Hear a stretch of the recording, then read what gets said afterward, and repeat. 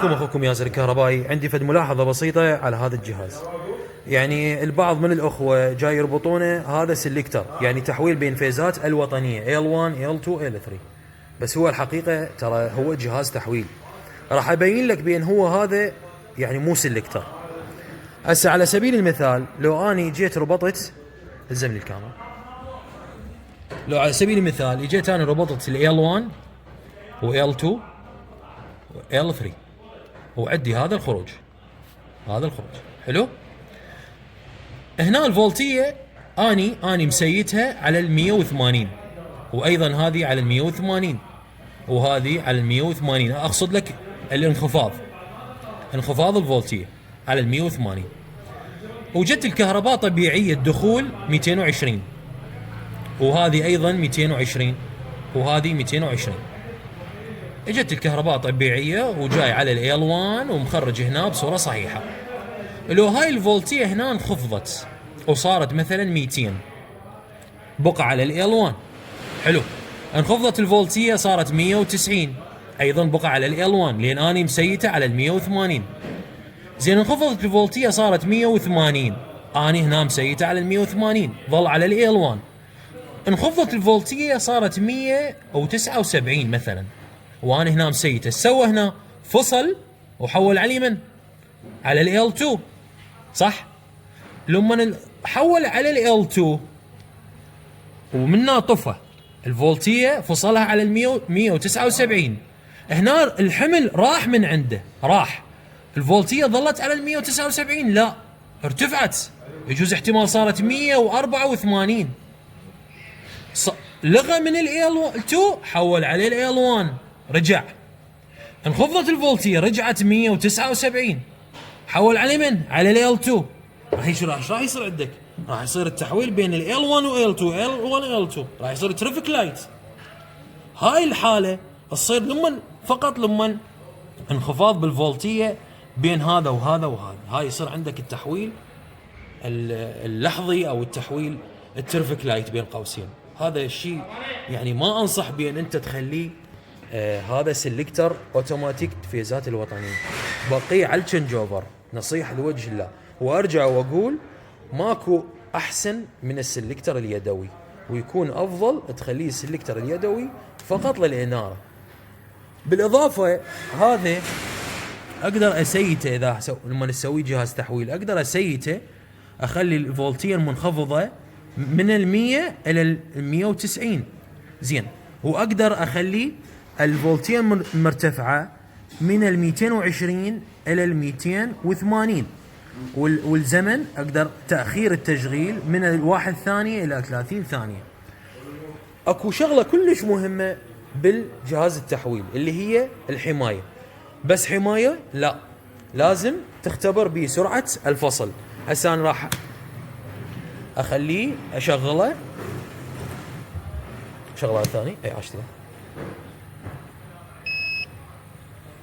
طبعا هي يعني ثابته الشاشه، بس هنا بالكاميرا ترمش. زين هسه هنا فاصل، ليش؟ لان انا مسيته على ال 260، هنا فاصل صار عندي ارتفاع بالفولتيه. خلي انصيها، شوف اني مسيته هذا التشنج اوفر، هذا مسيته الارتفاع الفولتيه 260 والانخفاض على ال 110، انا مسيته، يعني هو انا مسيته، حلو.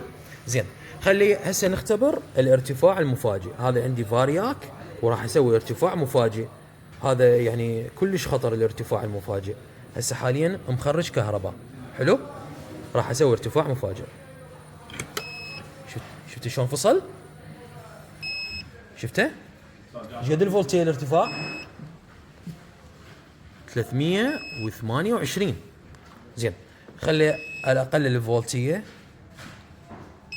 بعد فاصل انا مسيته على 260. خرج. خلي بهاي اللحظه اللي هي ايش قد 2 فولت، خلي اسوي ارتفاع مفاجئ. باو، ما شاء الله ما شاء الله، سريع جدا بالفصل. وهذه يتمناها كل اصحاب المنازل، خصوصا عندنا اجهزه الكترونيه كلش هوايه صارت، البلازمات وحتى الثلاجات كلها انفرتر وغيره. جماعه الاتصالات، هاي الشاحنه مال الموبايل اذا يصير بها ارتفاع مفاجئ تطق وتحرق الموبايل مالتك بدون ما تدري بيها. التسييت يعني لازم يكون. ابو جبار بس سؤال عيونك. من رخص لك. عين شنو؟ بالنسبه للفولتيه المناسبه الاندر فولتج والهاي حلو، فولتج. سؤال حلو، عاشت ايدك. المناسبه للاجهزه المنزليه حلو، ايش قد عاشت يصير؟ ايدك.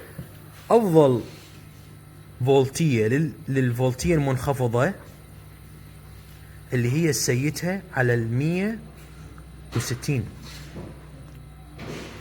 افضل فولتيه منخفضه وش عيني. الفولتيه المرتفعه على 260. الفولتيه المرتفعه.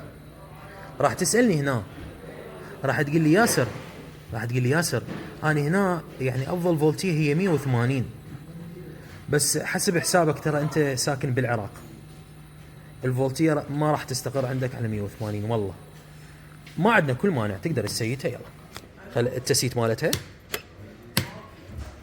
مالتها اثناء تسمع الجرس تضغط هذه العتله اللي هي مال الانخفاض، ظل ضاغطها باوع، ظل ضاغطها. ايش قد اسويها؟ اخليها على 160. هاي 160.